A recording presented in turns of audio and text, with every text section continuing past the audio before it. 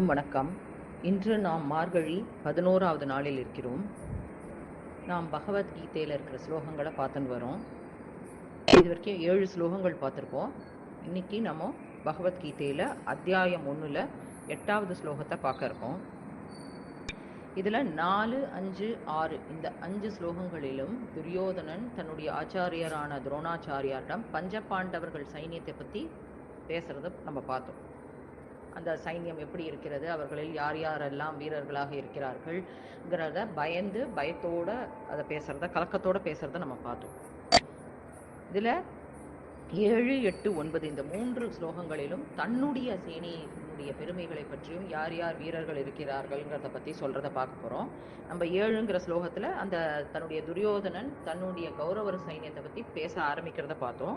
இப்ப இந்த 8வது ஸ்லோகத்துல தன்னுடைய சைன்யத்துல யாரெல்லாம், தன்னுடைய கௌரவ சைன்யத்துல யாரெல்லாம் இருக்கிறார்கள், என்னென்ன யார் யார் எப்படிப்பட்ட வீரர்கள் அப்படிங்கிறத பத்தி துரோணாச்சாரியாரிடம் துரியோதனன் உரைப்பதாக வரக்கூடிய ஸ்லோகம் தான் இது. முதல்ல ஸ்லோகத்தை பார்த்துட்டு அப்புறம் அர்த்தத்தை பார்க்கலாம். பவான் பீஷ்மஸ்ய கர்ணஸ்ய கிருபஸ்ய சமீதி ஜயஹ அஸ்வத்தாமாபிகர்ணஸ்ய சௌமதத்தீஸ்ததைவசஹ. இன்னொரு வாட்டி ஸ்லோகம் சொல்றேன். பவான் பீஷ்மஸ்ய கர்ணஸ்ய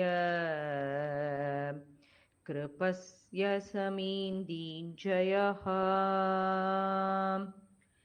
அஸ்வத்தாமாவிகர்ணஸ்ய சௌமதத்தீஸ்தைவசஹ. ஒவ்வொரு வேர்டோட அர்த்தத்தை முதல்ல பார்த்துடலாம். பவான் அப்படின்னா நீங்கள் அப்படின்னு துரோணாச்சாரியார துரியோதனன் குறிப்பிடுறான். தன்னுடைய ஆச்சாரியரான துரோணாச்சாரியரை தான் முதல்ல குறிப்பிடுறான். பீஷ்மஸ்ய கர்ணஸ்ய கிருபஸ்ய, பீஷ்மர், கர்ணன், கிருபன். சமிந்த்ய வீர கூட்டத்தில் வெல்வோனாகிய, அஸ்வத்தாமா விகர்ண, அஸ்வத்தாமனும் விகர்ணனும், சௌமததிஸ் சோமதத்தன் மகன், சோமதத்தன் மகன் சௌமதத்தியும், ததைவச அதே போல். இதுதான் அதனுடைய அர்த்தம். அதாவது என்ன சொல்ல வரான்னா, துரோணாச்சாரியார் தன்னுடைய ஆச்சாரியரான துரோணாச்சாரியாரிடம் துரியோதனன் நம்மளுடைய படையிலும் மட்டும் நம்மளுடைய கௌரவ படையிலும் வீரர்கள் குறைவானவர்களா என்ன, நம்மளோடதுல நீங்கள் பெரிய ஆச்சாரியரான நீங்கள் துரோணாச்சாரியார் இருக்கிறீர்கள்னு அவரை குறிப்பிடுறான். அப்புறம் பீஷ்மரை குறிப்பிடுறான். அப்புறம் கர்ணன், அப்புறம் எல்லா போரிலும் வெற்றி பெறக்கூடியவராகிய கிருபாச்சாரியார் இருக்கிறார், அஸ்வத்தாமன் இருக்கிறான், விகர்ணன் இருக்கிறான், சோமதத்தன் மகன் சௌமதத்தி இருக்கிறான்னு சொல்றான். அதாவது நம் சேனையில் மட்டும் என குறைவானவர்களா இருக்கிறார்கள், நீங்கள் ஆச்சாரியரான துரோணாச்சாரியார் இருக்கிறீர்கள், பீஷ்மர் பிதாமகனான பீஷ்மர் இருக்கிறார், என்னுடைய ஆருயிர் நண்பனான கர்ணன் இருக்கிறான், எப்போதும் வெற்றி பெறக்கூடிய கிருபாச்சாரியார் இருக்கிறார். கிருபாச்சாரியார்ங்கிறவர் யார்? அதாவது சரத்வான்கிற ரிஷியினுடைய மகன் தான் கிருபாச்சாரியார். அவரை சாந்தனுங்கிற மகாராஜா கிருபையோடு எடுத்து வளர்த்ததுனாலதான் கிருபாச்சாரியாருங்கிற பெயர் பெற்றார். அதுக்கப்புறம் உங்கள் மகன், அதாவது துரோணாச்சாரியாருடைய மகன் அஸ்வத்தாமன், அவர் இருக்கிறார். அதுக்கப்புறம் என் தம்பி, அதாவது கௌரவர்களின் ஒருவரான துரியோதனனுடைய தம்பி விகர்ணன் இருக்கிறான். அப்புறம் சோமதத்தினுடைய மகன் சௌமதத்தி இருக்கிறான். இப்படி எல்லோரும் பெரிய வீரர்களாக, எல்லாவற்றிலும் வெற்றி பெறக்கூடியவர்களான வீரர்கள் நம்மளுடைய படையிலும் இருக்கிறார்னு பயத்தோடையும் கலக்கத்தோடையும் தான் சொல்றான். ஏன் பயத்தோட கலக்கத்தோட சொல்றான் அப்படின்னு நீங்க ஆராய்ச்சி படி பார்த்தேன்னா, பவான் அப்படின்னு துரோணாச்சாரியாரை குறிப்பிடுறான். அவர் மேலேயும் இவனுக்கு பயம் இருக்கிறது. ஏன் அப்படின்னா, துரோணாச்சாரியார் இவருக்கு மட்டும் ஆச்சாரியார் அல்ல, பஞ்சபாண்டவர்களான அர்ஜுனனுக்கும் இவர் தான் ஆச்சாரியார். அப்போ எப்பவுமே துரோணாச்சாரியாருக்கு அர்ஜுனன்கிறவர் ஒரு பிரைட் ஸ்டூடெண்ட், நல்ல வில்லாளின்னு தெரியும். எங்கேயாவது தன்னுடைய எப்பவுமே டீச்சர் பிரைட் ஸ்டூடெண்ட் நோக்கி போயிடுவாளோன்ற சந்தேகம் இவனுக்கு இருக்கிறது. எங்கேயாவது சிறந்த வில்லாளியான பிரைட் ஸ்டூடெண்டான அர்ஜுனனை நோக்கி இவர் திரும்பி விடுவாரோ, போய் சேர்ந்துருவாரோங்கிற பயம் உள்ளுக்குள்ள கலக்கம் இவனுக்கு இருக்கிறது. சோ துரோணாச்சாரியார் மேலேயும் இவனுக்கு நம்பிக்கை கிடையாது, பயம் இருக்கிறது. பீஷ்மர் இருக்கிறார்னு சொல்றான், அவர் மேலேயும் உனக்கு சந்தேகம்.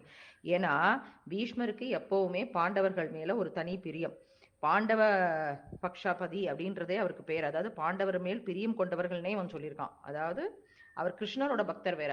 அதனால என்னைக்கு அந்த சைடு சாஞ்சிருவாரோ, பஞ்சபாண்டவர் சைடு சாஞ்சிருவாரோன்ற ஒரு சந்தேகம் அவனுக்கு உண்டு.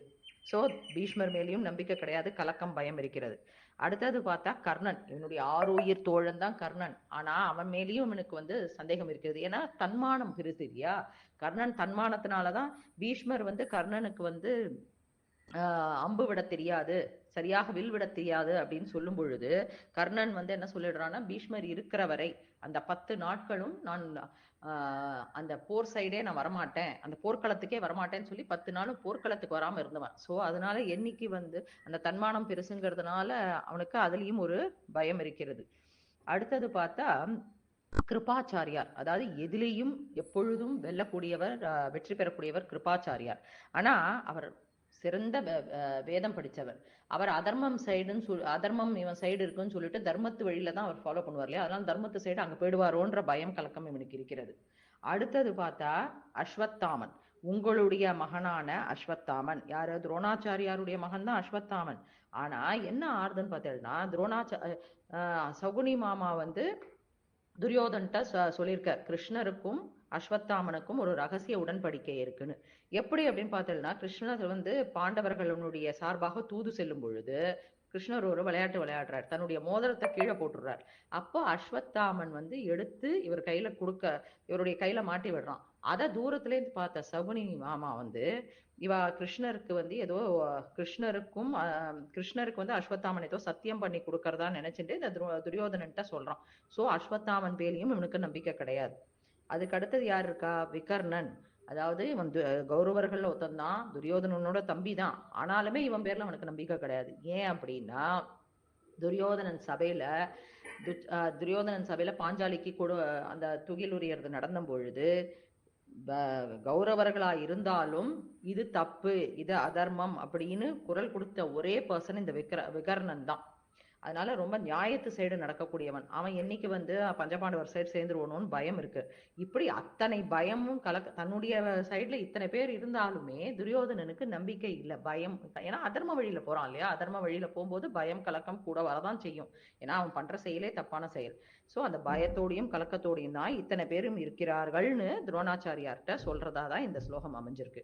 இதனுடைய தமிழாக்கத்தை பார்த்தேன்னா, மின்னு நூல் வேதியனே வெற்றியரை யான் உரைக்கேன், முன்னும் நீ பாட்டன் முயல்கண்ணன் முன்னம் கிருபன் அஸ்வத்தாமா விகண்ணனுடன் கேளீர் நிருபர் பலரும் நிறைந்து. இதுதான் இதனுடைய தமிழாக்கம். இன்னொரு வாட்டி சொல்றேன்.